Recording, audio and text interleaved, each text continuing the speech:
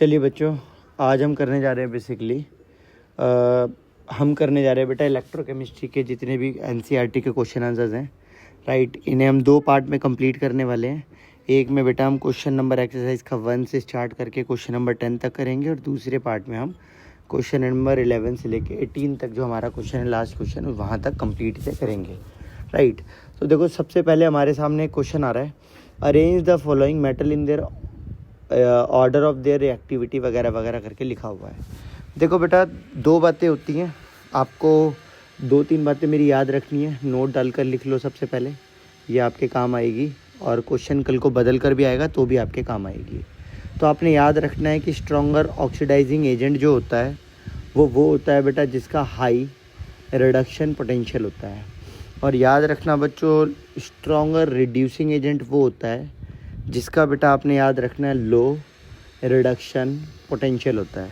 Generally हमारे को reduction potential दिया जाता है। अब इन दोनों बातों में से यहाँ तो कोई यूज़ नहीं हो रही, यहाँ यूज़ करना है, हमारे को पता लगाना है कि रिएक्टिव मेटल कौन है।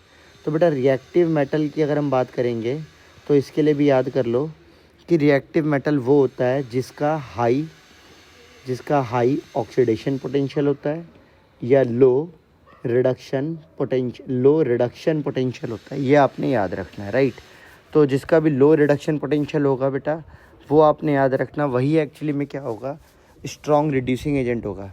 बेटा रिड्यूसिंग एजेंट क्या होता है या फिर रिएक्टिव मेटल क्या होता है, ये भी आप याद रखना, वही स्ट्रॉन्ग रिड्यूसिंग एजेंट होगा। इसका मतलब ये है कि वो सेल्फ को क्या करेगा, वो बेटा सेल्फ को ऑक्सीडाइज़ करेगा, राइट। ये आपने याद रखना है, सेल्फ को वो अपने ऑक्सीडाइज़ करेगा, और अदर्स को बेटा वो क्या करेगा, अदर्स को वो रिड्यूस करेगा, राइट। अब आप कहोगे सर ने ये सब पढ़ा दिया, मगर एक्चुअली में अभी तक क्वेश्चन तो बताया ही नहीं। तो बेटा क्वेश्चन सिंपल आपके सामने है, राइट। और क्वेश्चन यही है आपके सामने। अगर आप देखो तो क्या कह रहा है हमसे क्वेश्चन पहला, अगर आप देखो, ये हमसे कह रहा है कि रिएक्टिविटी सीरीज़ के अकॉर्डिंग इन सब एलिमेंट्स को अरेंज करो। बेटा इन सब को आप ऐसे भी अरेंज कर सकते हो कि मैग्नीशियम सबसे ज़्यादा रिएक्टिव है, राइट, मैग्नीशियम सबसे ज़्यादा रिएक्टिव है। इसके बाद बेटा जो आपका डिक्रीजिंग ऑर्डर में बोला गया है, right, in the order in which they displace each other, तो बेटा मैग्नीशियम सबसे ज़्यादा रिएक्टिव है, ये डिस्प्लेस कर देगा सबको। इसके बाद बेटा आपका आएगा एल्यूमिनियम का नंबर, इसके बाद जिंक का नंबर आएगा, इसके बाद आयरन का, और इसके बाद आपका कॉपर और कॉपर का नंबर आएगा, राइट। ये सारे एलिमेंट्स से आपके हो गए कंप्लीट। अब फिर भी आपको एक डाउट आएगा कि सर ने ये लिख कैसे दिए, राइट। आपके मन में एक डाउट होगा कि सर ने ये जो आंसर लिखा है order of reactivity, right, sir ने किस बेस पर लिखा है। तो बेटा देखो, आपने 10th क्लास में एक रिएक्टिविटी सीरीज़ पढ़ी थी जो 12th में भी है, राइट। अगर मैं आपको बोलूँ मेजर तो आपको उसी से आइडिया मिल जाएगा। आपने मेजर एलिमेंट याद कर लेना है कि कालू नाना चाट मांगे, आलू गाजर, राइट, आलू गाजर फीके पड़े हैं, कौन है आगे आओ पिटने। तो इसी से बेसिकली आपको आपके मैक्सिमम जो एलिमेंट्स हैं, कौन है आगे आओ पिटने, तो मैक्सिमम एलिमेंट यहीं से कवर हो जाएंगे आपके। ये बेटा रिएक्टिविटी सीरीज़ है, ये बताती है कि ऊपर वाले एलिमेंट जो हैं ये कहीं ना कहीं बहुत रिएक्टिव हैं। रिएक्टिव होने का मतलब अब आप तो शायद समझ ही गए हो, रिएक्टिव वही होता है बेटा जिसका रिडक्शन पोटेंशियल लो होता है, जिसका ऑक्सीडेशन पोटेंशियल हाई होता है। ये सारी बातें हैं, right. Low reduction potential, high oxidation potential होता है, ये आपने याद रखना है। अगर आपको ये बात डन है, इसी के बेस पर बच्चे आपका ये सेकंड क्वेश्चन भी देखो होने के लिए तैयार बैठा है। तो देखो सेकंड क्वेश्चन हमसे क्या कह रहा है, आ जाओ देखते हैं नीचे चल के। देखो बेटा, यहाँ पर भी इसी इन्फॉर्मेशन को हम यूज़ करेंगे, है ना।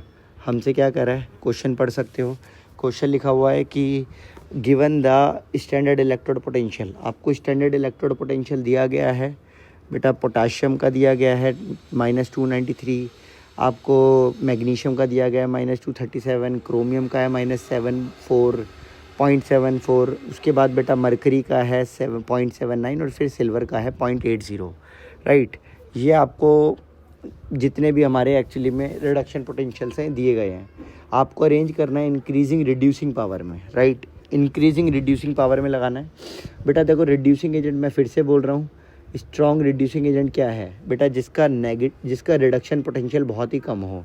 अब देखो, सबसे कम रिडक्शन पोटेंशियल बेटा देख सकते हो इसका है लीस्ट, और बेटा आप देख सकते हो मैक्सिमम जो है वो इसका है, राइट, रिडक्शन पोटेंशियल पॉजिटिव में, और इसका लीस्ट है क्योंकि ये नेगेटिव में है। तो अल्टीमेटली आप ये कह सकते हो, अगर आपसे पूछा जाए increasing order of reducing power, तो increasing order of reducing power होगा बेटा पोटाशियम का सबसे ज़्यादा है नेगेटिव में, आप ये कह सकते हो सबसे कम है ये आपका, ये लो कहलाएगा एक तरीके से, है तो ये नेगेटिव में ना, और इसलिए लो कहलाएगा। तो लो रिडक्शन पोटेंशियल होने की वजह से स्ट्रॉन्ग रिड्यूसिंग एजेंट ये होगा, ये स्ट्रॉन्ग रिड्यूसिंग एजेंट होगा, यानी कि अपने आप को ऑक्सीडाइज कर सकता है बट दूसरों को रिड्यूस कर डालेगा क्योंकि इसका लो रिडक्शन पोटेंशियल है। इसके बाद जो नंबर आएगा बच्चों वो मैग्नीशियम का आएगा क्योंकि उसी की सेकंड मोस्ट नेगेटिव वैल्यू उसी की है। उसके बाद आपका क्रोमियम आएगा, उसके बाद बच्चों आपका मरकरी आएगा, एंड देन उसके बाद जो नंबर आएगा बेटा वो आएगा आपका सिल्वर आएगा। हाँ या ना, ये आपने याद रखना है बेटा। सिल्वर की वैल्यू पॉजिटिव है तो ये कहीं ना कहीं आप ये कह सकते हो ये स्ट्रॉन्गर ऑक्सीडाइजिंग एजेंट कहलाएगा, राइट। आई होप यहाँ तक क्लियर हो गया होगा, राइट। तो ये स्ट्रॉन्गर इस समय इन क्वेश्चंस के अंदर एक्चुअली में हम ये कह सकते हैं स्ट्रॉन्ग ऑक्सीडाइजिंग एजेंट होगा क्योंकि इसकी जो रिडक्शन पोटेंशियल की वैल्यू है वो हाई है, राइट। इसकी हाई वैल्यू होने की वजह से स्ट्रॉन्ग आपका ऑक्सीडाइजिंग एजेंट कहलाएगा, ये आपने याद रखना है। और ये पोटाशियम स्ट्रॉन्ग रिड्यूसिंग एजेंट कहलाएगा। यहाँ तक डन हो गया, आगे बढ़ जाते हैं बच्चों। देखो नेक्स्ट क्वेश्चन अगर आपके सामने आप देखो तो क्या कह रहा है हमसे यहाँ पे, नेक्स्ट क्वेश्चन में हमसे कह रहा है यहाँ पर कि depict the galvanic cell in which the reaction is this, ठीक है। तो हमारे को बेटा एक गैल्वेनिक सेल दिया है, हमारे सामने हमें दिख रहा है कि जिंक से हमें पता लग रहा है कि यहाँ पे Zn+2 और 2 इलेक्ट्रॉन निकल रहे हैं। और सिंपल वे में अगर हम देखें यहाँ पर सिल्वर जो है वो कहीं ना कहीं इलेक्ट्रॉन ले रहा है, राइट, एक इलेक्ट्रॉन ले रहा है और वो Ag बन रहा है। अब बेटा देखो आप जानते हो रिडक्शन जो होता है बच्चों, मैंने आपको पढ़ा रखा है, रिडक्शन गेन ऑफ इलेक्ट्रॉन होता है, ऑक्सीडेशन लूज ऑफ इलेक्ट्रॉन होता है। क्योंकि ये ऑक्सीडेशन है, क्योंकि ये रिडक्शन है, तो बेटा ऑक्सीडेशन हमेशा एनोड पर होता है, रिडक्शन हमेशा कैथोड पर होता है बच्चों। अगर आपको ये वाली बात समझ आ गई है तो अल्टीमेटली अब आप देखो यहाँ पे 2 इलेक्ट्रॉन का एक्सचेंज हो रहा है, तो आप इस पूरी रिएक्शन को भी 2 से मल्टीप्लाई कर दो ताकि यहाँ पर 2 ही इलेक्ट्रॉन आ जाए। तो यहाँ आ जाएगा 2Ag प्लस 2 इलेक्ट्रॉन और अल्टीमेटली यहाँ पर आ जाएगा 2Ag, राइट, ये आ जाएगा 2Ag। अब आप देखोगे 2 इलेक्ट्रॉन, एक तरीके से हम ये कह सकते हैं नेट रिएक्शन जो हमारी होगी वो तो कुछ वैसी होगी जैसे ऊपर लिखी है, ठीक है। बट हमारे को यहाँ से ये पता लग गया कि यहाँ से 2 इलेक्ट्रॉन का एक्सचेंज हो रहा है। ये 2 इलेक्ट्रॉन है यहाँ पर, 2 इलेक्ट्रॉन यहाँ पर है, तो 2 इलेक्ट्रॉन का एक्सचेंज हो रहा है बेसिकली एनोड कैथोड के बीच में। तो n का वैल्यू हमारे को 2 पता लग गया। अगर n का वैल्यू 2 पता लग गया तो बेटा सिंपल है, इसने हमसे पूछा है कि which of the following is negatively charged. बच्चों याद रखना एनोड जो होता है वो हमेशा नेगेटिवली चार्ज होता है, राइट, क्योंकि ये हमारा गैल्वेनिक सेल है। तो याद रखना, मैं फिर से बोल रहा हूँ, एनोड जो होगा बेटा वो नेगेटिवली चार्ज होगा, एनोड नेगेटिवली चार्ज होगा, ये आपने याद रखना है, राइट। ये गैल्वेनिक सेल है इसीलिए इसमें ऐसा है, इलेक्ट्रोलाइटिक सेल में उल्टा हो जाता है बच्चों, ये मत भूलना। दूसरा इसने बोला है कि कौन करंट के कैरियर है, तो बेटा याद रखना जो गैल्वेनिक सेल है उसमें करंट का जो कैरियर होता है बच्चों, राइट, जो करंट का कैरियर होता है, अगर हम बात करें एक्सटर्नल सर्किट का, उसमें इलेक्ट्रॉन होते हैं कैरियर करंट के। और अगर हम बात करें सॉल्यूशंस में तो सॉल्यूशंस में बेटा जो कैरियर होंगे करंट के वो होंगे आयंस, ठीक है। फिर से बोल रहा हूँ बच्चों, जो सॉल्यूशन है, सॉल्यूशन में करंट का कैरियर आयंस होंगे, आयंस की वजह से इलेक्ट्रिसिटी का कंडक्शन होता है। और अगर हम बात करें बेटा सर्किट में, तो सर्किट में इलेक्ट्रॉन्स करंट के कैरियर होंगे। इसके बाद 3rd नंबर पे बेटा इसने बोला individual reaction at each electrode. तो बेटा individual reaction at each electrode बेटा ये मैंने शुरुआत में लिख दिया है, तो आप इसको 3rd नंबर मान लो, right. Individual reaction at each electrode ये 3rd नंबर हो गया। एनोड पे ये रिएक्शन होगी, कैथोड पे होगी। कल को अगर बोलता है इसकी सेल रिप्रेजेंटेशन कर दो, बोला नहीं है उसने, अगर बोलता तो बेटा हम वो भी कर देते। सेल रिप्रेजेंटेशन करने में कुछ नहीं है, हमारे को पहले एनोड लिखना होता है।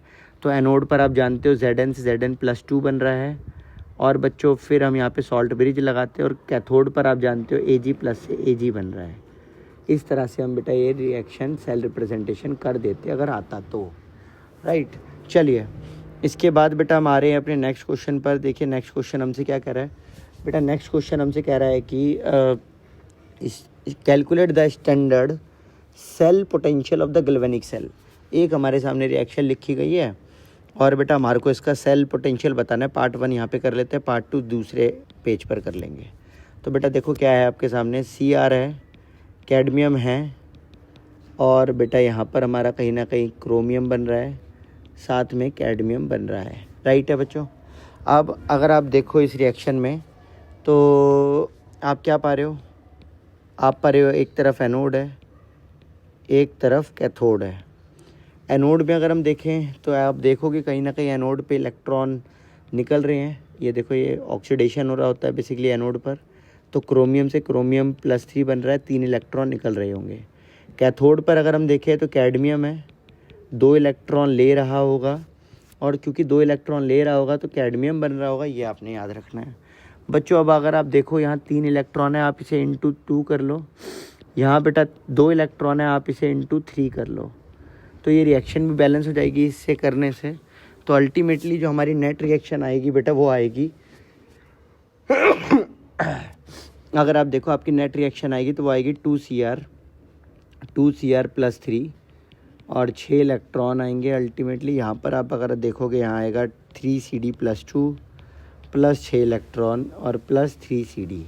अगर आप इसे बैलेंस करके नेट रिएक्शन लिखोगे बच्चों तो आपका आ जाएगा 2Cr +3Cd +2 और विल फॉर्म 2Cr +3 +3Cd। और बेटा n का वैल्यू कहीं ना कहीं आप देखो 6 आ जाएगा निकल करके। राइट, अगर n का वैल्यू 6 आ गया है तो अल्टीमेटली अब आपसे क्या कहा गया है, calculate the standard cell potential of the galvanic cell. आपको स्टैंडर्ड सेल पोटेंशियल निकालना है। ठीक है, अब आपको बेटा सेल का पोटेंशियल अगर निकालना है, सेल का पोटेंशियल यानी कि आपको एक तो E0 ऑफ द सेल निकालना है। राइट, सेल पोटेंशियल स्टैंडर्ड निकालना है मतलब E0 निकालना है। राइट, अगर बोलता वो कि एक्चुअली में पोटेंशियल निकालो सेल का तो बेटा फिर हमारे को नर्स इक्वेशन लगानी पड़ती, बट उसने अभी स्टैंडर्ड बोला है। स्टैंडर्ड मतलब E0। और बच्चों आप तो जानते हो कि E0 जो सेल का होता है वो होता है आपका E of cathode minus E of anode के। तो बच्चों आपने कुछ नहीं करना था, आपको कैथोड की और एनोड की वैल्यू दे ही जाएगी वहाँ पर। अभी नहीं दे रखी है, मैं लिख देता हूँ आपके लिए साइड में। तो बेटा आपके लिए जैसे कैथोड की वैल्यू एनोड की वैल्यू वो देगा।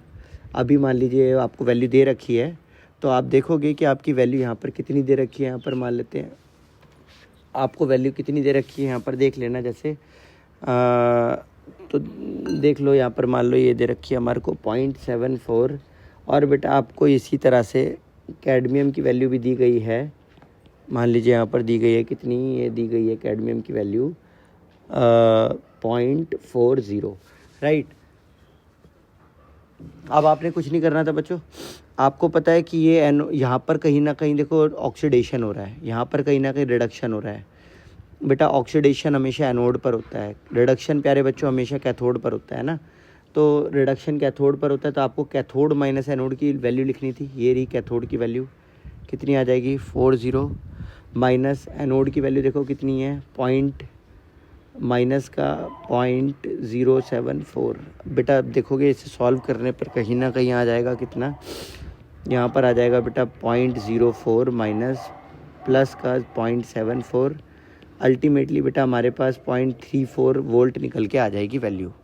राइट, अब अगर आप देखो तो बेटा यहाँ पर डेल्टा जी क्या आएगा निकल करके, डेल्टा जी निकल करके आएगा -NFE0 ऑफ सेल।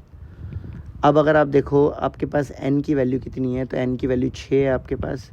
f जो कि फराडेज कांस्टेंट है, फराडेज कांस्टेंट की वैल्यू कितनी है 96500 कूलोम है, ये आप यहाँ पर पुट कर दो।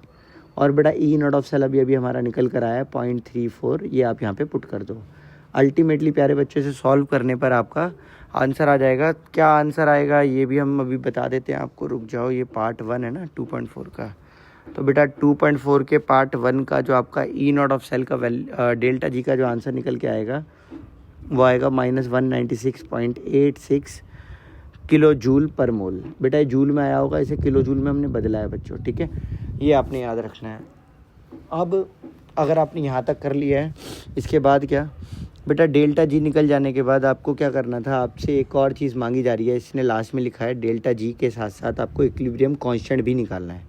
तो देखो बच्चों, एक तो अभी हमने E0 ऑफ सेल निकाल लिया, एक नंबर हो गया। डेल्टा जी अब हमने निकाल लिया, वो भी स्टैंडर्ड इलेक्ट्रोड पोटेंशियल का ही निकाला, डेल्टा जी नॉट निकाला हमने, हमारा 2 नंबर हो गया। अब आपसे बेटा ये इक्विलिब्रियम कांस्टेंट की भी डिमांड कर रहा है। बेटा डेल्टा जी का फॉर्मूला क्या होता है, याद कर लो। Delta G not equal to होता है बेटा, याद रखना, 2.303 आर टी लॉग के इक्विलिब्रियम के। और बच्चों हमें यही निकालना है, तो क्या करोगे, बड़ा आसान है। आप इस वैल्यू को उठा के नीचे ले जाओ, इसको नीचे ले जाओ, और आप देखोगे आपके पास आ जाएगा लॉग के इक्विलिब्रियम निकल करके delta G not divide by 2.303 R T के।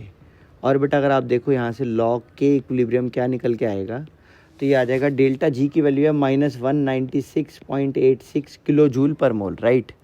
तो ये वैल्यू हमने एक्चुअली में यहाँ पर डाल दी, और ये किलो जूल में नहीं है, जूल में ही डाल देना। तो इसे 1000 से मल्टीप्लाई आप कर ही दो, तो यहाँ पे जूल में बदल जाएगा, ये हो जाएगा 196.860 किलो, ये हो जाएगा जूल में। अब बेटा 2.303 और आर की वैल्यू है 8.314 और टेम्परेचर की वैल्यू है 298। बेटा अगर आप इन दोनों से इसे मल्टीप्लाई कर दोगे, राइट, तो आपका डिवाइड वगैरह होने के बाद यहाँ से बेटा जो निकल करके आएगा वो आएगा लॉग के इक्विलिब्रियम, यहाँ से जो निकल करके आएगा वो आएगा बेटा कहीं ना कहीं क्या आएगा, तो वो आपका आएगा 34.5, राइट, 34.5014। ये वैल्यू कुछ आ रही होगी आपकी, राइट। अब बच्चों ध्यान से सुनना, आपने क्या करना है इस सिचुएशन में, ये जब आपका आ जाएगा आंसर, तो बेटा आपको पता है हमने ये लॉग को आपने उधर ले जाना है, तो के इक्विलिब्रियम इक्वल टू हो जाता है एंटी लॉग ऑफ 34.5014। बच्चों मैंने आपको एक बात पढ़ाई है हमेशा, आपको याद होगा, मैंने आपको बोला है कि anti log of anything, anti log of अगर x का निकालोगे तो वो 10 की पावर x बन जाता है। तो चाहे तो आप इसे ऐसे लिख सकते हो कि के इक्विलिब्रियम जो है वो 10 की पावर 34.504 है, 5014 है। ये तो आप चाहे तो आप ये लिख सकते हो, बट अगर आप ऐसा नहीं लिखना चाहते हो तो आप इसमें एक चीज़ कर सकते हो। आप क्या कर सकते हो, आप इसे कर सकते हो, आप इसे ब्रेक कर लो, राइट। अगर आप ये नहीं करना चाहते हो तो इसके प्लेस पर आप ये लिख सकते हो, जैसे के इक्विलिब्रियम आपको ये दिया गया है, 1 मिनट रुकना बच्चों, ये दिया गया, और आप या तो इसकी वैल्यू दी जाएगी आपको एग्ज़ाम में ना। अगर आप ये नहीं करना चाहते हो तो आप क्या कर सकते हो, या फिर आपको ये वैल्यू दिया जाएगा, आप इसे लिख लेना तोड़ करके, एंटी लॉग ऑफ आप इसे लिख लेना 34 + 0.5014। और जब आप इसे ऐसा लिखते हो तो ये हो जाएगा बेटा anti log of 34 into anti log of 0.5014। और बच्चों यहाँ से आपका कहीं ना कहीं निकल के आ जाएगा एंटी लॉग ऑफ 34 का वैल्यू हो जाएगा 10 की पावर 34, और एंटी लॉग ऑफ 0.5014 की वैल्यू आपको दी जाएगी एग्ज़ाम में पक्का। तो बेटा ये आपकी वैल्यू जो है शायद दे रखी होगी आपको, जो है क्या कहें हम, ये वैल्यू आपकी डेल्टा जी की जो निकल के वो मतलब के की निकल के आ रही होगी, वो शायद होगी आपकी 3.172 के आसपास। तो यहाँ से आपका के इक्विलिब्रियम निकल आएगा। आई होप ये आपको समझ आया होगा बच्चों, बढ़िया क्वेश्चन था जिसे बोलते हैं, है ना, काफ़ी बेहतरीन क्वेश्चन था। इसके बाद अगर हम बात करें पार्ट 2 का, सेकंड पार्ट क्या कह रहा है हमसे, राइट, यहाँ तक तो आपको आ गया है समझ। अब आ जाते हैं हम इसके पार्ट सेकंड पे। सेकंड पार्ट बेटा देख लो, ये देखो हमसे क्या कह रहा है हमसे कि Fe+2 है, राइट। अब देखो सबसे पहले अगर हम देखें, आपके सामने क्या है, आपके सामने है बेटा Fe+2, और Fe+2 जो है वो अपने आप को Fe+3 में कन्वर्ट कर रहा है, तो कहीं ना कहीं आप कह सकते हो वो एक इलेक्ट्रॉन लूज़ कर रहा होगा। अगर कोई भी व्यक्ति इलेक्ट्रॉन लूज़ करता हुआ पाया जाए तो वो यानी कि ऑक्सीडेशन कर रहा है, और ये रिएक्शन हमेशा एनोड पर होती है। और बेटा अगर दूसरी तरफ अगर हम देखें कि सिल्वर जो है, सिल्वर Ag+ है और वो एक इलेक्ट्रॉन ले रहा होगा और वो Ag बन रहा होगा, तो यानी कि ये रिएक्शन बेटा कैथोड पर होती है, ये रिडक्शन हो रहा है तो कैथोड पर होता है। बेटा अगर हम इस पूरे माजरे से देखें तो हमारे को पता लग रहा है कि एक इलेक्ट्रॉन का एक्सचेंज हो रहा है। बच्चों अगर एक इलेक्ट्रॉन का एक्सचेंज हो रहा है, सबसे इंपॉर्टेंट हमारे को यहाँ पे E0 की वैल्यू दी जाएगी, राइट। तो बेटा यहाँ पर एक बात जान लो आप, ये कैथोड की जो E0 की वैल्यू है आपकी, अगर हम देखें तो बेटा यहाँ पर कैथोड की वैल्यू दी गई है हमारे को, जो वो दी गई है बेटा कितनी, 0.8। और बेटा अगर हम बात करें एनोड की, तो एनोड की भी वैल्यू हमारे को दी गई है, जैसे कि Fe+2 और Fe+3 की। तो बेटा वो हमें दी गई होगी 0.7, 1 मिनट रुक जाना बच्चों, देखो वो दी गई है हमारे को 0.77, राइट। अब अगर आप ये वैल्यूज़ को यहाँ डाल देते हो बच्चों, तो अल्टीमेटली आपके पास क्या होगा, आपके पास ई नॉट ऑफ सेल आप निकाल सकते हो। सेम क्वेश्चन है ऊपर वाले की तरह, आपको E not of cathode minus E not of anode करना है। ये रहा आपका बेटा कैथोड का वैल्यू, ये रहा बच्चों आपका एनोड का वैल्यू, राइट। आपने बस कुछ नहीं करना था, आपने ये यहाँ पे वैल्यूज़ डालनी है। आपका कैथोड का देखा जाए तो 0.8 है, आपका एनोड का वैल्यू देखा जाए आयरन का तो वो 0.77 है।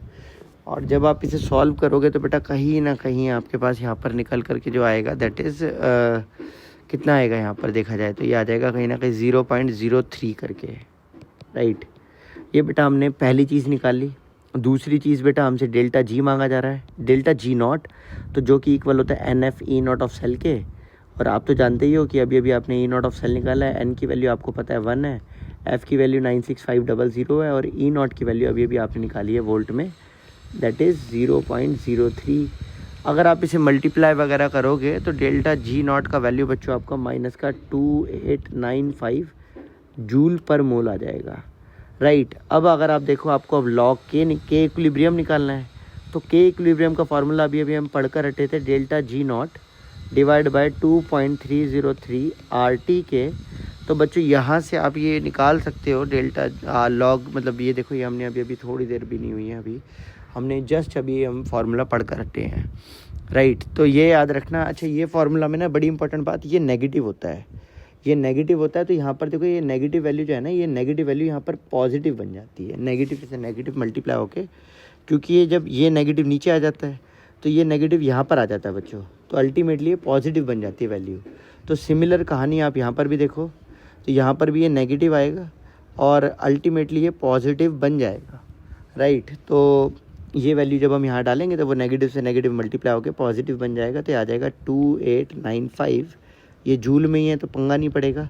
2.303, आर का वैल्यू बेटा 8.314 और टी का वैल्यू बेटा 298 केल्विन था, राइट। इसे वॉल्व करने के बाद बच्चों जो आपको मिलेगा के इक्विलिब्रियम दैट इज़ समवेयर कितना मिलेगा, तो ये मिलेगा आपको सॉल्व करने के बाद 0.5074 आ रहा होगा, राइट। ये आपका आ रहा होगा बेटा लॉग के इक्विलिब्रियम, ये निकल के आएगा आपका, राइट, लॉग के इक्विलिब्रियम। तो बेटा आप देखो अगर आपको के इक्विलिब्रियम निकालना है तो आपको एंटी लॉग करना ही पड़ेगा ऑब्वियसली। आपको एंटी लॉग ऑफ 0.5074 का करना पड़ेगा। तो बेटा यहाँ से एंटी लॉग क्या आएगा निकल के बच्चों, अब इस बात को सुनना। एंटी लॉग ऑफ 5 की वैल्यू बतानी है। देखो एंटी लॉग हमने 5 ऊपर भी ऑलमोस्ट करा था 5 का ही, तो 317472 आया था। बेटा जब आप नीचे करोगे तो इसकी एग्जैक्ट वैल्यू जो है वो 3.22 निकल के आएगी। तो आई होप ये आपको समझ आया होगा, राइट।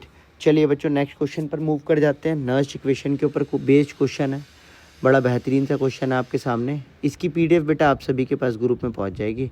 आप अगर मैसेज कर देना अगर आपको ना मिली हो तो आपको भी मिल जाएगी। चलिए तो बच्चों अब ये देखना ज़रा, आपके सामने नर्स्ट इक्वेशन का एक क्वेश्चन है। देखो बेटा सबसे पहले आप तो जानते ही सेल रिप्रेजेंटेशन हमारे को दी है। बेटा सबसे पहले जो लिखा जाता है दैट इज़ एनोड, तो ये एनोड लिखा गया है। और फिर जो बाद में लिखा जाता है दैट इज़ कैथोड, तो ये कैथोड लिखा गया है। कंसंट्रेशन ब्रैकेट में ही दे रखी है और बस हमारे को इसको सॉल्व करके दिखाना है। कैसे करोगे सॉल्व, बड़ा आसान है, मैं आपको करके दिखाता हूँ। देखिए बेटा आप जानते हो मैग्नीज जो है वो मैग्नीशियम में कन्वर्ट हो रहा होगा, एनोड पे ऑक्सीडेशन होता है। तो ये देखो ऑक्सीडेशन हमने कर दिया, 2 इलेक्ट्रॉन निकलते हुए दिखा दिए, ये ऑक्सीडेशन है, एनोड पर होता है।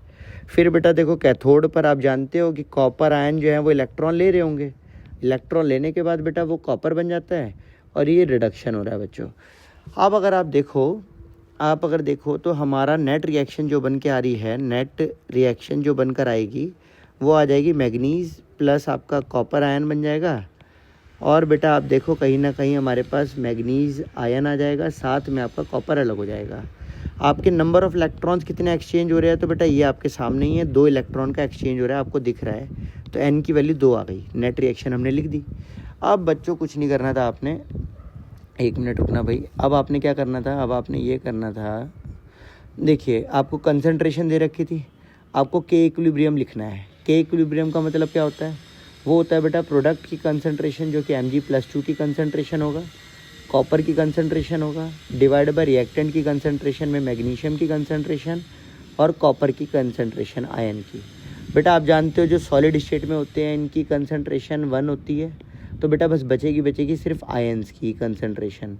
तो ये आ जाएगी आपकी मैग्नीशियम आयन की और आपकी आ जाएगी बेटा कहीं ना कहीं हम कह सकते हैं कॉपर आयन की।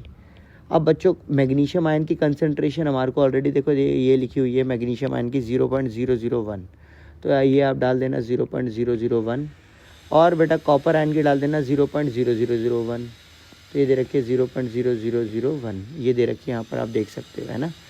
और कुछ नहीं है, नर्स इक्वेशन आपकी भोली सी होती है, आपको तो पता ही है क्या होती है, E of cell equal to E not of cell minus 0.0591 divide by n और लॉग के इक्विलिब्रियम होता है बच्चों। देखो के इक्विलिब्रियम हम निकाल के बैठे हैं पहले से ही, ये यहाँ पुट कर देंगे, ठीक है।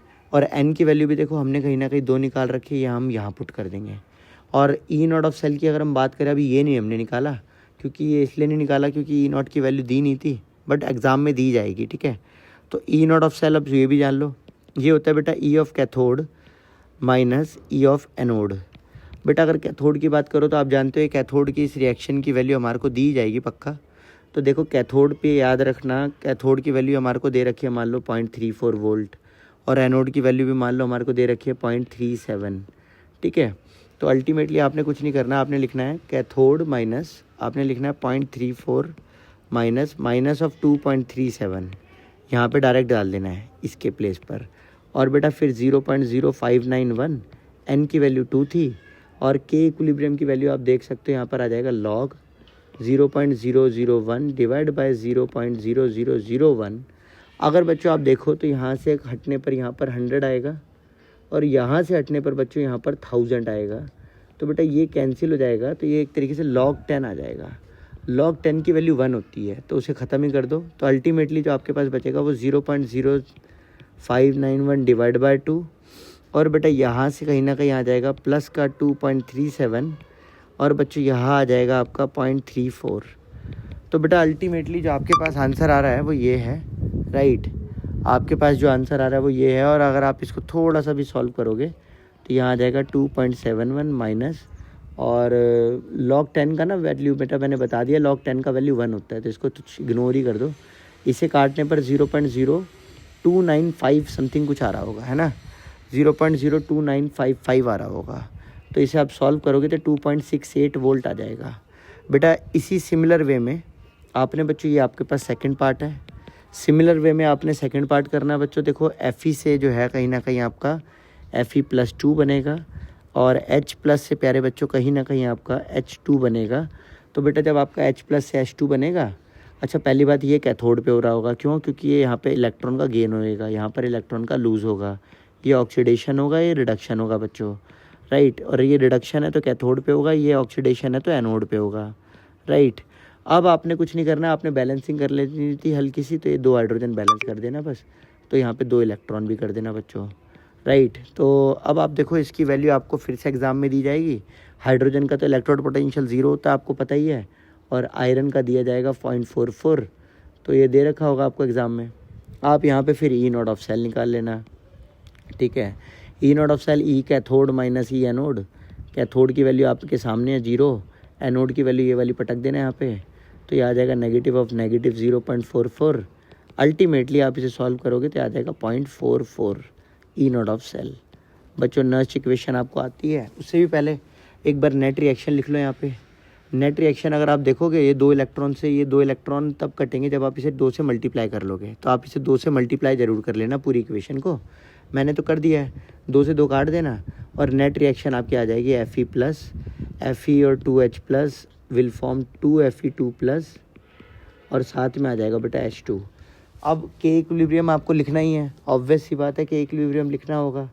के इक्विलिब्रियम आपका हो जाएगा बेटा, वो हो जाएगा प्रोडक्ट की कंसंट्रेशन Fe+2 की पावर 2, क्योंकि जो भी आगे स्टोइशियोमेट्रिक कांस्टेंट होता है वो पावर में आ जाता है, और बेटा यहाँ आ जाएगा H+ की कंसंट्रेशन और उसकी भी पावर 2, क्योंकि ये पावर बेटा 2 जो है ये पावर स्टोइशियोमेट्रिक कांस्टेंट है, तो पावर में आ जाएगी।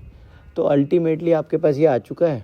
अब आपने कुछ नहीं करना था, आपको कंसंट्रेशन की वैल्यू भी दे रखी है, देखना ज़रा हाइड्रोजन, अगर आप देखो हाइड्रोजन आयन की कंसंट्रेशन 1 मोलर है और Fe की 0.001 तो ये दे रखी है आपको 0.001 और ये दे रखी है 1 मोलर। तो बेटा बस कुछ नहीं है, आपने तो 1 सेकंड नहीं लगाना था, आपने आपका ई ऑफ सेल लिखना था। ई नॉट ऑफ सेल जो होता है वो आ जाएगा आपको, मतलब ई ऑफ सेल आ जाएगा आपका E not of cell minus 0.0591 divide by n log के इक्विलिब्रियम। और बच्चों अगर आप देखो थोड़ा सा समझदारी से तो के इक्विलिब्रियम का वैल्यू आपका कहीं ना कहीं आ रखा है ऑलमोस्ट, तो 0.001। और बेटा एन का वैल्यू भी देखो आप कहीं ना कहीं आपके पास आ रखा है कितना, तो नंबर ऑफ इलेक्ट्रॉन देखो कितने एक्सचेंज हुए, तो मैंने लिख दिया था ये देखो 2 इलेक्ट्रॉन एक्सचेंज हो रहे हैं ना, तो ये एन की वैल्यू 2 आएगी। तो बच्चों यहाँ पे एन की वैल्यू आप 2 डाल दीजिए। और ई नॉट ऑफ सेल भी आपका देखो ये 0.44 निकल के आया, तो आप यहाँ से ई ऑफ सेल निकाल ही लोगे, ठीक है। सिमिलर वे में बेटा आप ये थर्ड पार्ट कर देना, सिमिलर वे में आपका फोर्थ पार्ट हो जाएगा, राइट। Sn से आपका Sn+2 बनेगा, 2 इलेक्ट्रॉन निकलेंगे। और सिमिलर वे में आपका H+ 2 इलेक्ट्रॉन लेने के बाद और H2 बनाएगा। अब बेटा देखो कहीं ना कहीं ये 2 इलेक्ट्रॉन से 2 इलेक्ट्रॉन कट रहे हैं, n की वैल्यू 2 आ रही है, नेट रिएक्शन जो होगी वो आप लिख ही लोगे। तो इस तरह से आप ले लें, मेरे हिसाब से कर लेना है, तो कोई बड़ी बात नहीं होगी बच्चों आपके लिए, है ना, ये आपने कर लेना है। अब इनका के इक्विलिब्रियम लिखना आपका काम है, के इक्विलिब्रियम लिखना आपका काम है। अब मेरी बात सुनो बेटा, इस रिएक्शन का जैसे Sn वाली रिएक्शन जो है, इस रिएक्शन का आपको वो दिया जाएगा, ठीक है, तो वो आपको दिया जाएगा 0.14, राइट, माइनस का 0.14 वोल्ट, और हाइड्रोजन का 0 होता है आपको पता ही है। तो आप इसका ई नॉट ऑफ सेल भी बड़ा आसानी से निकाल लोगे कि E not of cathode minus E not of anode. तो बेटा आप देखोगे यहाँ पर कहीं ना कहीं 0.14 आ जाएगा निकल करके वोल्ट। और बेटा आप जानते ही हो आपका ई ऑफ सेल जो होता है वो होता है E not of cell minus 0.0591 divide by n log के इक्विलिब्रियम के, राइट, के इक्विलिब्रियम के। अब आपका के इक्विलिब्रियम आपके सामने ही है क्या कि Sn की पावर 2 और कहीं ना कहीं आप देखो ये हो जाएगा और आ जाएगा नीचे H+ की पावर का होल स्क्वायर। बट बेटा देखो H+ की फिर से पावर आपको, अच्छा नहीं, इस बार बदल के दी गई है 0.02 है, तो बेटा इस बार दी गई है 0.02। और अगर आप 3 की वे देखो तो बेटा 0.05 दी गई है, तो ये आप यहाँ पे 0.05 डाल दोगे। अल्टीमेटली बेटा आप देखोगे आपके पास आ जाएगा 0.0591 डिवाइड बाय 2 लॉग, बेटा यहाँ आ जाएगा 0.05 डिवाइड बाय यहाँ पर आ जाएगा 0.02। ई नॉट ऑफ सेल की वैल्यू आ जाएगी 0.14।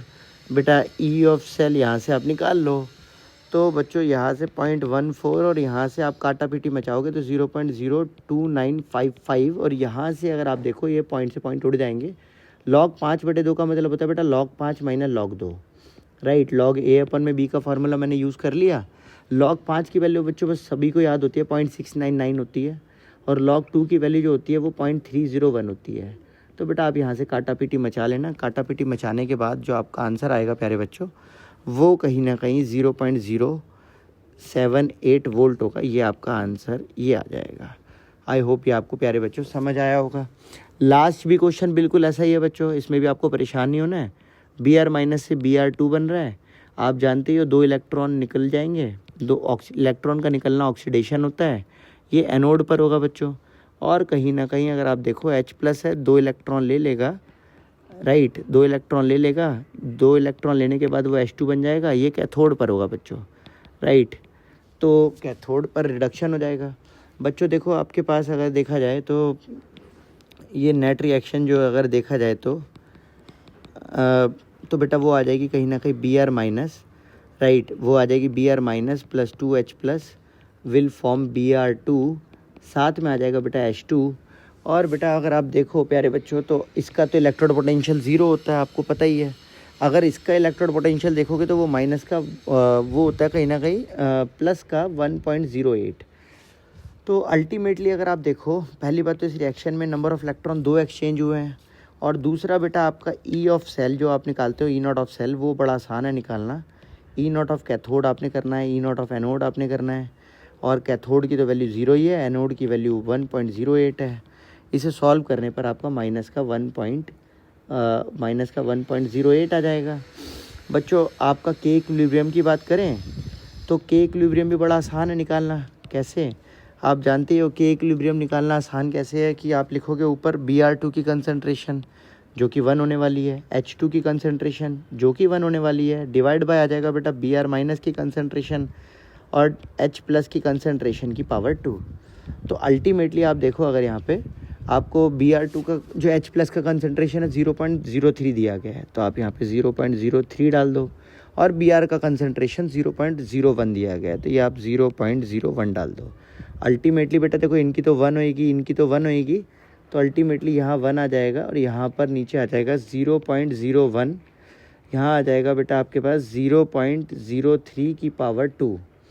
आप इसे सॉल्व करोगे तो ये सॉल्व होने के बाद कहीं ना कहीं ये आ जाएगा आपका, कहीं ना कहीं हम कह सकते हैं 10, मतलब काफ़ी बड़ा वैल्यू आएगा जो भी आएगा, ठीक है। इससे अगर हम सॉल्व करते हैं तो ये आएगा कहीं ना कहीं 1/3 समथिंग, और इसे सॉल्व करने पर मतलब बेसिकली हमारे पास जो मेरे ख्याल से आएगा 1.111 इंटू 10 की पावर 7 आ जाएगा, राइट। तो अब आपके पास के इक्विलिब्रियम आ चुका है, आपने कुछ नहीं करना है बच्चों, आपने डायरेक्ट एक्चुअली में फार्मूला बनाना है नर्स्ट इक्वेशन का। तो वो हो जाएगा E of cell equal to E not of cell minus 0.0591 और डिवाइड बाय 2 और लॉग के इक्विलिब्रियम के इक्विलिब्रियम का वैल्यू बेटा आपके पास आ ही चुका है, तो ये आ जाएगा 0.0591। अच्छा n का वैल्यू 2 ही था ना, हाँ ये n का वैल्यू देखो बेटा बच्चों आपके पास 2 था, तो मैंने इसीलिए यहाँ पे n के प्लेस पर यहाँ पे 2 डाल दिया है, ठीक है। अगर आप देखो ई नॉट ऑफ सेल का वैल्यू ये आपका ये दे रखा है, यहाँ पे डाल दो माइनस का 0.108 और बेटा ये 2 है, और यहाँ आ जाएगा बेटा लॉग के इक्विलिब्रियम का वैल्यू 1.111 इंटू 10 की पावर -7। तो बच्चों ये अगर आप सॉल्व वगैरह करते हो तो सॉल्व करने पर 1.018 और यहाँ से आ जाएगा 0.02955 और बेटा यहाँ से कहीं ना कहीं आ जाएगा लॉग 1.11 और इंटू लॉग 10 की पावर -7, जिसका मतलब बेटा कहीं ना कहीं ऐसे कुछ सॉल्व होने पे आएगा कुछ ऐसा, राइट।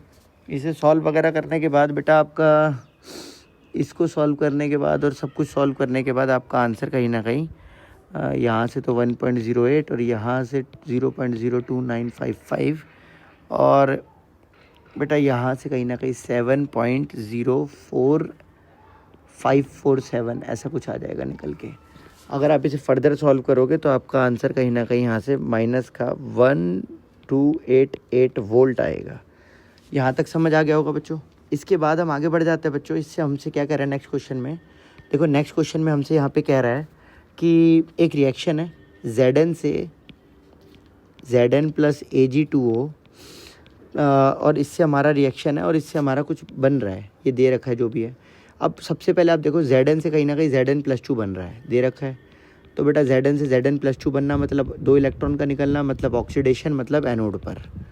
बच्चों दूसरी तरफ अगर आप देखो Ag2O है, Ag2O का मतलब क्या है, सिंपल सी बात है, Ag2O से कन्वर्ट हो रहा है वो Ag में और बेसिक मीडियम में है। तो पहली बात तो आप 2Ag में कन्वर्ट कर दो, मेन एलिमेंट बैलेंस हो गया, फिर बैलेंस कर दो ऑक्सीजन को, तो यहाँ पर एक ऑक्सीजन है तो यहाँ पे एक वाटर ऐड कर दो, फिर आपको बैलेंस करना हाइड्रोजन को तो यहाँ पे 2 प्रोटॉन ऐड कर दो, फिर बैलेंस करना आपको इलेक्ट्रॉन को तो यहाँ पर 2 इलेक्ट्रॉन ऐड कर दो, फिर आपको ये बेसिक मीडियम में करनी थी तो 2OH माइनस इधर और 2H माइनस इधर ऐड कर दो। बच्चों अल्टीमेटली अब आप क्या देखोगे, यहाँ पे 2 पानी बन गया, 2 पानी से 1 पानी काट दो, 1 पानी यहाँ बच जाएगा। तो अल्टीमेटली जो नेट रिएक्शन बन के आई है वो आई है Ag2O plus water will plus 2 electron और वो बनाएंगे बेटा 2Ag, राइट, वो बनाएंगे 2Ag plus 2OH minus, right, ये बनाएंगे। और बेटा ये रिएक्शन आपकी होकर आई है कैथोड पर। ये कहीं ना कहीं जो हो रहा है आपका वो हो रहा है रिडक्शन। तो आपके सामने ऑक्सीडेशन और रिडक्शन दोनों आपको दिखने लग गया होगा, आपको पता लग गया। अच्छा वैल्यू भी इनकी दी गई होगी, अभी नहीं दी गई है बट वहाँ पे दी जाएगी एग्जाम में। तो इसका इलेक्ट्रोड पोटेंशियल का वैल्यू बेटा 0.76 होता है वोल्ट और इसके इलेक्ट्रोड पोटेंशियल का वैल्यू जो होता है वो होता है कहीं ना कहीं 0.344 होता है, ये आपने याद रखना है। अब बच्चा आप जानते हो कि ई ऑफ सेल जो होता है, ई नॉट ऑफ सेल, वो होता है E not of cathode minus E not of anode, right.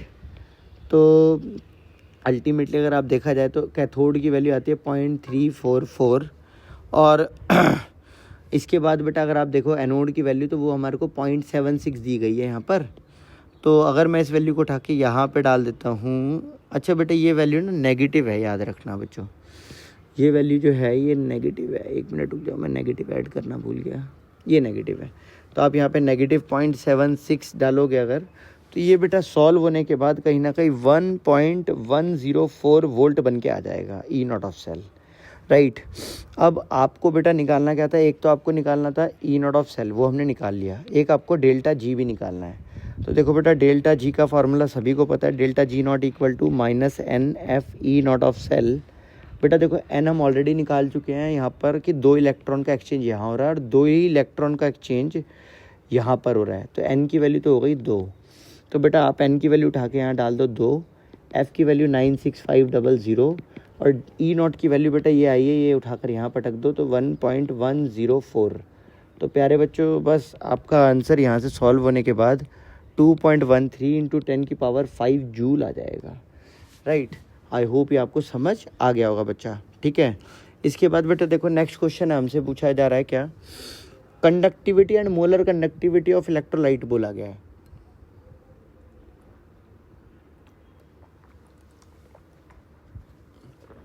तो बेटा अब अगर आप देखो आपसे कंडक्टिविटी एंड मोलर कंडक्टिविटी मांगा गया है। देखो कंडक्टिविटी क्या होता है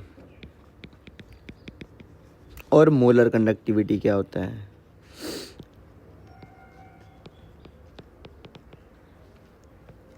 right, conductivity and molar conductivity, conductivity kappa हो गया, मोलर कंडक्टिविटी बेटा आपका ये हो गया। अगर आपको ये निकालना है कि what is conductivity and molar conductivity of electrolyte, तो बेटा बड़ा आसान है, ध्यान से सुनना। जो कंडक्टिविटी होता है बच्चों ये होता है क्या, ये होता है it is the reciprocal of resistivity, याद रखना, it is reciprocal of resistivity. और बेटा अगर आपसे पूछा जाए व्हाट इज़ मोलर कंडक्टिविटी, तो ये भी आप याद रखना। बेटा मोलर कंडक्टिविटी जो होती है ये क्या होती है, ये बेटा 1 मोल इलेक्ट्रोलाइट डिजॉल्व होता है ना जो V centimetre cube of solution में, तब जो हम कंडक्टिविटी कैलकुलेट करते हैं वो हमारी मोलर कंडक्टिविटी कहलाती है। तो याद रखना मोलर कंडक्टिविटी हमारी क्या है बेटा। तो अगर हम बोले मोलर कंडक्टिविटी क्या है, तो मोलर कंडक्टिविटी है जब हम इलेक्ट्रोड को 1-1 सेंटीमीटर की दूरी पर रखें, इलेक्ट्रोड का एरिया हमारा लार्ज इनफ हो और उसके अंदर जब हम 1 मोलर सॉल्यूशन को डाल के V वॉल्यूम के अंदर रखते हैं, तब जो हमारी कंडक्टिविटी पैदा होती है उसे हम मोलर कंडक्टिविटी कहते हैं, राइट। सबसे पहली बात तो डेफिनेशन हो गई, ठीक है। अब देखो उसने ना डिफ़ाइन करने के लिए कहा था कंडक्टिविटी एंड मोलर कंडक्टिविटी को, तो यार इसे डिफ़ाइन तो करना पड़ेगा बट ये प्रॉब्लम है। तो रुक जाओ, इसकी डेफिनेशन लिखवा देते हैं भाई, रुक जाना बच्चों। Define conductivity and molar conductivity की जो डेफिनेशन है अगर हम देखें, देखिए बच्चों, हाँ तो ये है the reciprocal of resistivity is called conductivity, हमने बता दिया। इसे हम कापा से डिनोट करते हैं, ये कापा कहलाता है, याद रखना, इसे हम कापा बोलते हैं। और ये और कुछ नहीं है, स्पेसिफिक कंडक्टेंस ही होता है, राइट। ये जो होता है एक तरीके से ये स्पेसिफिक कंडक्टेंस ही होता है, ये आपने याद रखना है पहली चीज़। अब दूसरी चीज़ पे आ जाते हैं मोलर कंडक्टिविटी। मोलर कंडक्टिविटी क्या है बेटा कि at a dilution of V is the conduct, तो मोलर कंडक्टिविटी की डेफिनेशन है जो डिफाइन ऑफ मोलर कंडक्टिविटी अगर हम बात करते हैं क्या आएगा, याद रखना मोलर कंडक्टिविटी तो लिख लेना बेटा, rate of flow of charge in a 1 molar electrolyte solution. बोलो बेटा, rate of flow of charge in a 1 molar electrolyte solution.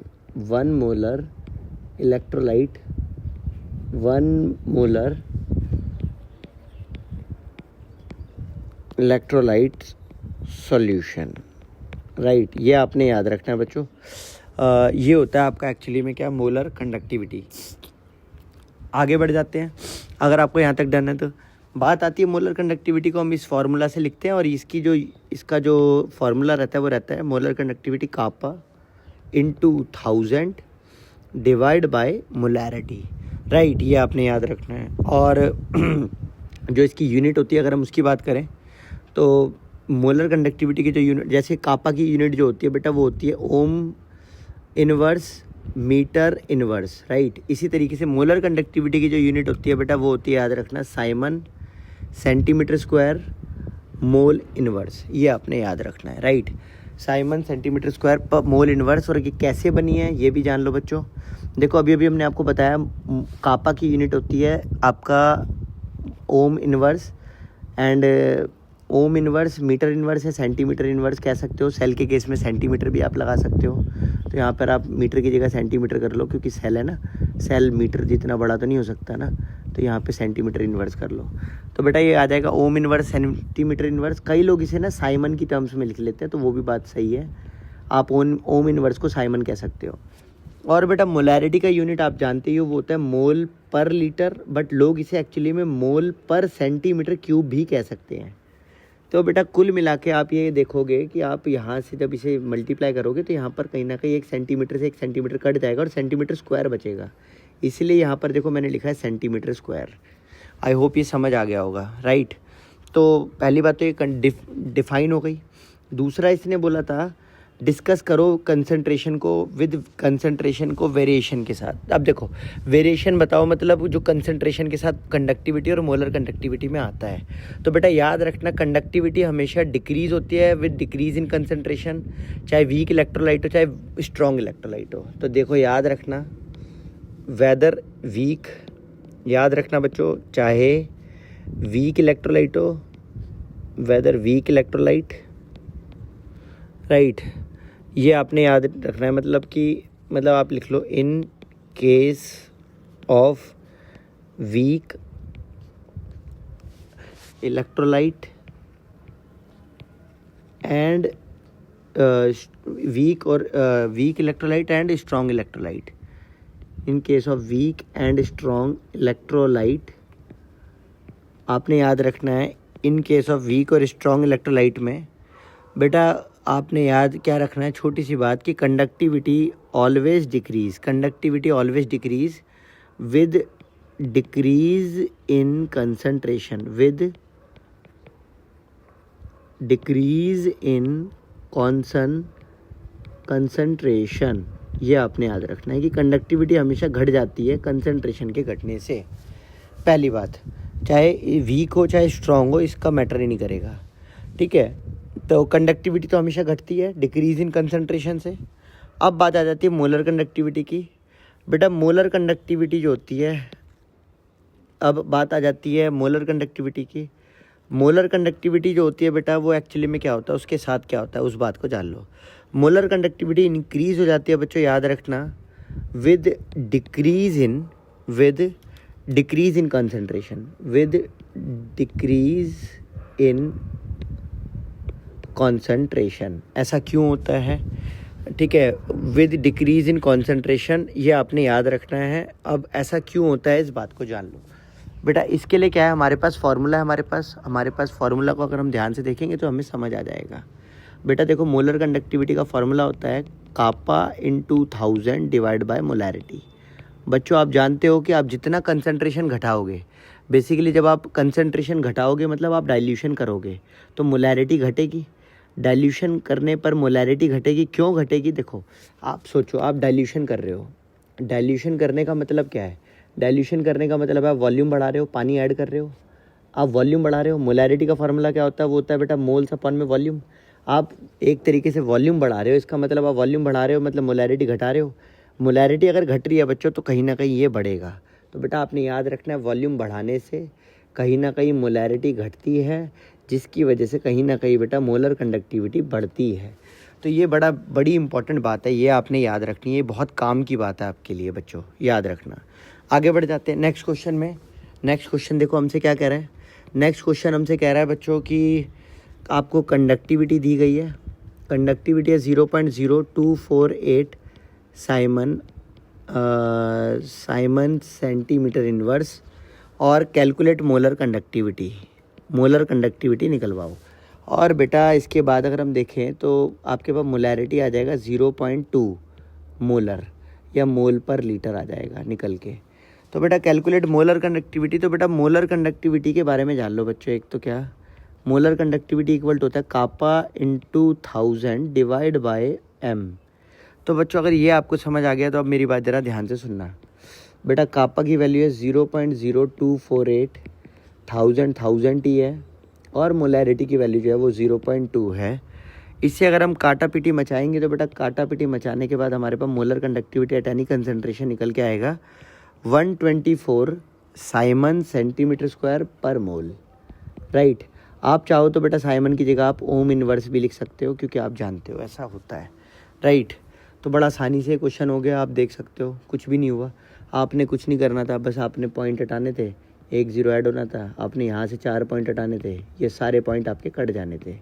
तो बस 2 से काटती 124 आ गया बेटा, ठीक है। चलिए इसके बाद आप अगर देखो, इसके बाद लास्ट क्वेश्चन बच्चों, ये जो हमारा क्या कह रहा है बेटा, 10th क्वेश्चन हम नहीं करेंगे, वो बेटा काफ़ी ज़्यादा कैलकुलेटिव क्वेश्चन है, वो अननेसेसरीली आपको दिया गया, उसको करने के लिए कम से कम हमारे को 1 घंटा वेस्ट हो जाएगा खामा, और बेटा वो भी तब जब हम मोबाइल से करेंगे।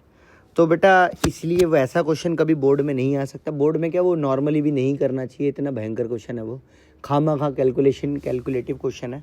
तो बेटा हम 2.9 क्वेश्चन करने वाले हैं, प्लीज़ ध्यान से देखना, बहुत इंपॉर्टेंट अच्छा क्वेश्चन है, काफ़ी बार बोर्ड में आया हुआ है। देखो बेटा सेल है, आपके पास सेल है, सेम सेल है बट 2 बार यूज़ किया गया है। सेल सेम है बट सेल को 2 बार यूज़ करा है। एक बार उसका रजिस्टेंस है 1500, नहीं उसने बोला है कि 10 रजिस्टेंस ऑफ द सेल, अच्छा सेम ही सेल है, कोई ऐसा नहीं है बेटा, सेम ही क्वेश्चन है, कुछ नहीं है ऐसा। देखो एक बार क्वेश्चन पढ़ लेते हैं, क्या कह रहा है, कह रहा है the resistance of the cell, जिसकी मोलैरिटी आपको दी गई है 0.001 मोलर, और जिसका टेम्परेचर आपको दिया गया है बेटा 298 केल्विन, जिसका रेजिस्टेंस आपको दिया गया है 1500 ओम। बेटा what is the cell constant, यानी कि हमसे G* मांगा गया है, हमसे G* मांगा जा रहा है। What is the cell constant if conductivity is, conductivity आपको दी गई है बच्चों, वो भी कितनी 0.146 × 10⁻³ राइट। तो बच्चों कुल मिला के ये है, आपको सेल कांस्टेंट निकालना है, राइट, सेल कांस्टेंट आपको निकालना है, और कैसे करना है वो आप देख लो। देखो अब ज़रा कैसे करना है, बड़ा आसान है बच्चों। G* का ना फार्मूला होता है बच्चों, याद रखना है L/A या फिर कापा इंटू 1000, मतलब कापा इंटू R, ये G* का फार्मूला होता है, ये आपने याद रखना है। तो जैसे आप देखोगे, अब आपके पास कापा तो है, कापा कितना है, तो 0.146 आपके पास है 10⁻³ R की वैल्यू 1500 ओम है। अगर आप दोनों को मल्टीप्लाई कर दो तो G* आपका निकल के आ जाएगा कितना, तो G* बेटा आपका निकल के आ जाएगा कहीं ना कहीं 0.219 सेंटीमीटर इन्वर्स, बस दैट्स इट बेटा। ये आपके यहाँ पर हो जाते हैं आपके 10 क्वेश्चंस पूरे। आई होप ये प्यारे बच्चों आपके लिए वीडियो हेल्पफुल रहा होगा और आपको आपकी स्टडीज़ में हेल्प करेगा। बच्चों इस डिफ़िकल्ट टाइम में जब मैं आपकी ऑफलाइन क्लासेस नहीं ले पा रहा हूँ, मेरे चोट लगी हुई है, आपको पता है, प्लास्टर हो रखा है, तो इसीलिए मैं ये वीडियोस बना रहा हूँ ताकि आपकी पढ़ाई कहीं से कहीं तक पैम्पर ना करें, आप अच्छे से पढ़ो बस, ठीक है। मैं इसका सेकंड पार्ट जल्दी बनाकर आपको अपलोड करूँगा। बाय बाय बच्चों।